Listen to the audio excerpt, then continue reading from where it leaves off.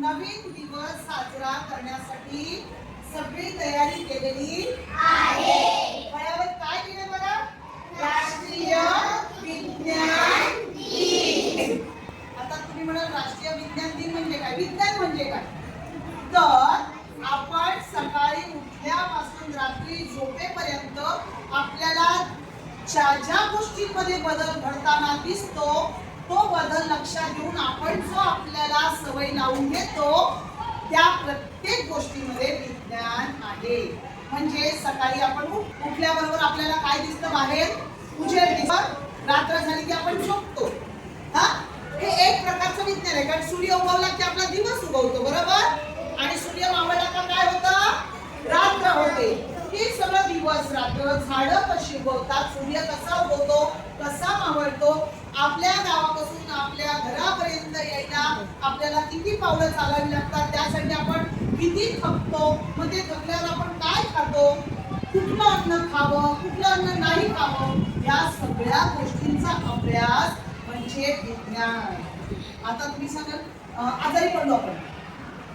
आजारी कशामुळे पडलो हे डॉक्टर शोधतात, बरोबर? आणि ते आपल्याला सांगतात अनेक कुठला तरी थंड पदार्थ खाल्ला म्हणून याला सर्दी खोकला झालेला आहे. आपल्या रोजच्या जीवनात असं विज्ञान दडलेलं आहे आणि त्यातून आपल्याला वेगवेगळे शोध सुरू झालेले आहेत. आणि मग मोठमोठ्या आजारांवरही माणसाने औषध शोधून काढले.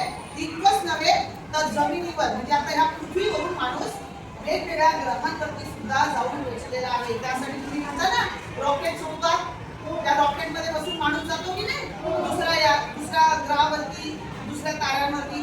काय शक्य झालेलं आहे? कारण विज्ञानामुळे हे सगळं शक्य झालेलं आहे.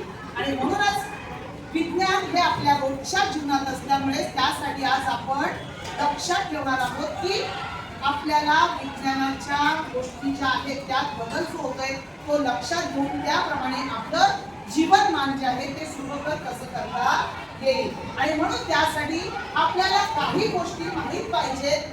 म्हणून आज तुमच्यासाठी ही सगळी मांडणी केलेली आहे. आता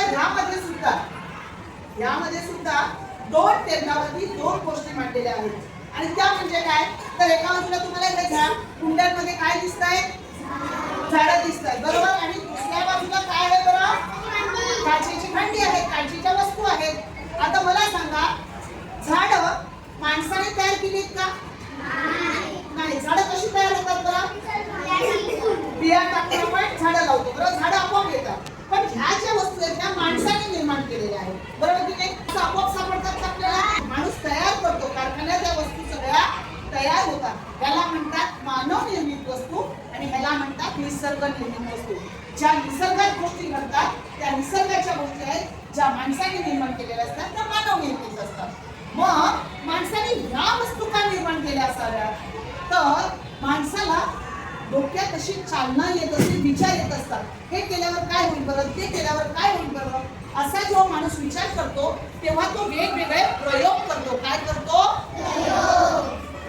आणि ते जे प्रयोग आहेत ते प्रयोग करण्यासाठी त्याला ह्या गोष्टी लागतात. आणि म्हणूनच ह्या वस्तू माणसाने बनवलेल्या आहेत.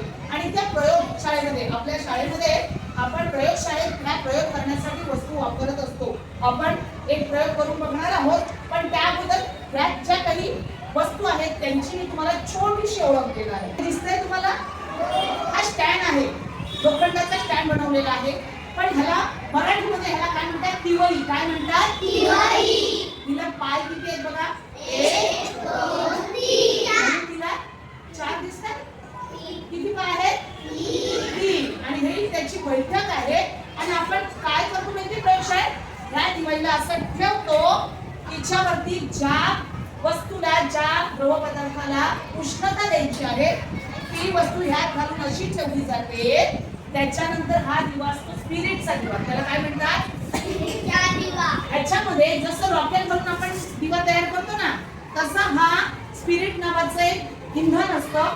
ते त्याच्यात घातलं जातं, पेटवलं की हा दिवा ह्याच्या खाली ठेवला जातो. आणि मग त्याला हवी तितकी उष्णता दिली की हा जो आपण आपल्या घरातला दिवा असतो ना तो आपण काय करतो? हा दिवा असा उचलतो आणि आपण घरातला रॉकेटचा दिवा असतो ना तो असा फुंकर मारून किंवा असा हाताने हवा लावून बंद करतो. पण हा स्पिरिटचा दिवा जो असतो तो बंद कसा करायचा असतो माहितीये? तर ह्यावरती ते काचेचं झाकण ठेवायचं की तो आपोआप बंद होतो. आलं लक्षात? का बंद होतो माहिती का? ते आपण पुढे शिकणार आहोत नंतर. याला ऑक्सिजनची गरज असते, पण आपण ह्याचा ऑक्सिजन बंद करतो आणि तो आपोआप दिवा बंद होतो. ह्याला काय म्हणतात? स्पिरिटचा दिवा. हे आहे चंचू पात्र. वेगवेगळ्या प्रकारची चंचू पात्र असतात. ही जी हंडीसारखी असतात ना, ह्याच्यामध्ये आपण लिक्विड घालतो आणि ते गरम करायला, उष्णता द्यायला ठेवतो. आणि हे बघा, ह्या चंचू पत्रावर तुम्हाला नंबर दिसतील 50, 100, 150, 200. तर हे जे आहे ते मिलीलिटर. आपल्याला किती द्रव पदार्थ हवा आहे तो आपण त्या ठिकाणी घेतो. आता समजा मला 100 मिलीलिटर पाणी आहे घ्यायचंय, तर ते तेवढ्या मापाचं घ्यायचं, मग ते त्या चंचू पत्रात ओतायचं आणि मग त्याला हवी तितकी अशी उष्णता देता येते. आलं लक्षात? प्रयोग या वस्तू वापरताना खूप काळजीपूर्वक वापराव्या लागतात आणि त्या काचेच्याच असतात, कारण काचेला दुसऱ्या कुठल्याही जे ऍसिड असतं, असे पदार्थ असतात की ज्याचा आपल्या हाताला वगैरे त्रास होऊ शकतो, म्हणून ह्या वस्तू काचेच्या वापरल्या जातात. एखादा रासायनिक पदार्थ असेल आणि तो जर आपल्याला हातात घ्यायचा नसेल, आपण त्यातून ह्यात वाळल्यानंतर जर ढवळायचं असेल तर ह्याला असं ढवळलं जातं काचेच्या स्टँडीने. ह्याला काच स्टँडी म्हणतात. काय म्हणतात? कशासाठी वापरतात? तर ते पदार्थ ढवळून आपण कसा चमचा वापरतो ना स्वयंपाकघरात, आई स्वयंपाकघरात चमचा वापरते, तिथं काय वापरतात? ती वापरतात. त्याच्यानंतर जर मला ह्या चंचू पत्रात इथून एखादा पदार्थ ओतायचा असेल तर त्यासाठी ती काय घेते?